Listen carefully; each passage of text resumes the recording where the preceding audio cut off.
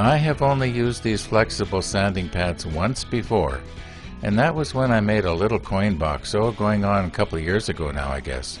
Anyway, they seem to be working out pretty good in a situation like this, for getting into an inside corner or an inside rounded contour like I'm doing here. And you can wash them out with water, apparently. They remind me a lot of jumbo micro mesh pads.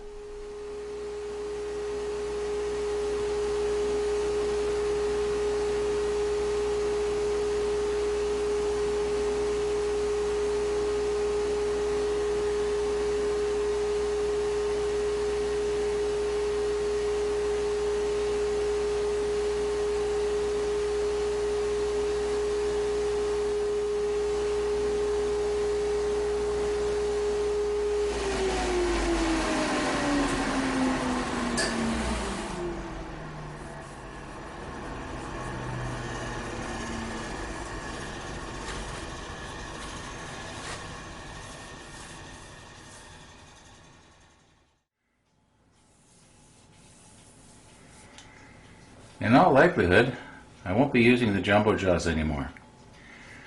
Probably just the faceplate, so I'll be leaving it on the faceplate. I noticed that I can actually wipe on the poly from the bottom here quite easily.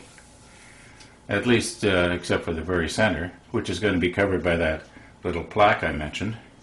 I'm calling it a plaque, but I probably should be calling it something else. Anyway, now the reason I'm telling you that is because in a moment here, I'm not going to be able to properly use the jumbo jaws, and I'll show you why. Now, I know you're not looking at it the same way I am, so you probably can't see this as well as I can, but right here where I'm touching right now, the radius is fairly sharp. And the reason for that is so it formed like a little hook on the inside for the jumbo jaws to grab into, if you know what I mean. I want to take that down, make that radius a little bit bigger. Make it look a little bit more normal. So this piece right here, instead of being this wide, is probably going to end up about this wide. I'm not going to take it down here, that's for sure. I want to keep it as large in diameter on the outside now as possible. That was the whole idea. How large a bowl could I make?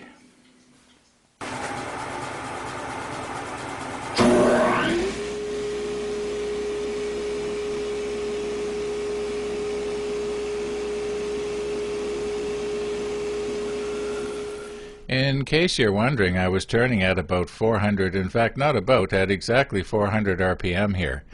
I switched to the half-inch scraper right after I shot this scene, and I did the rest with the half-inch scraper.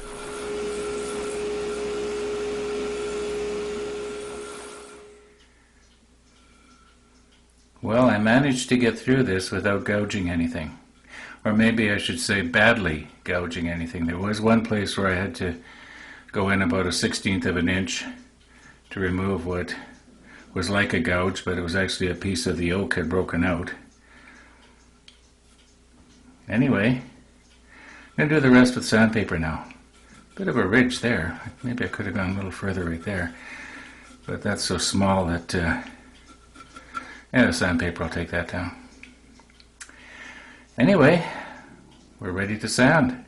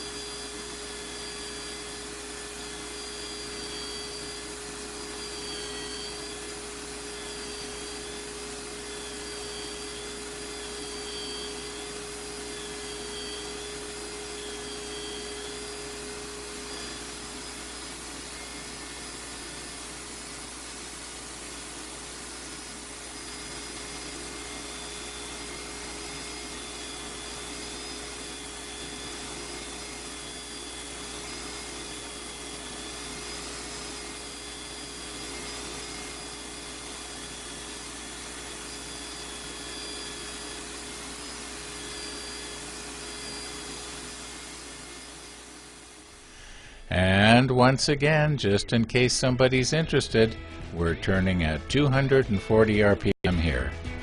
And you remember yesterday I said something about I wanted to sand out those saw cut lines? I meant the drum sander. I used coarse paper in the drum sander, and those lines are, those parallel lines that you saw, well, they were from the drum sander.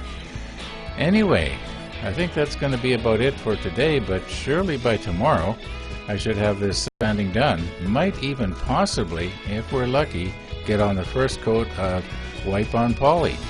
Yeah, I'm going to have to mix up my own, I think.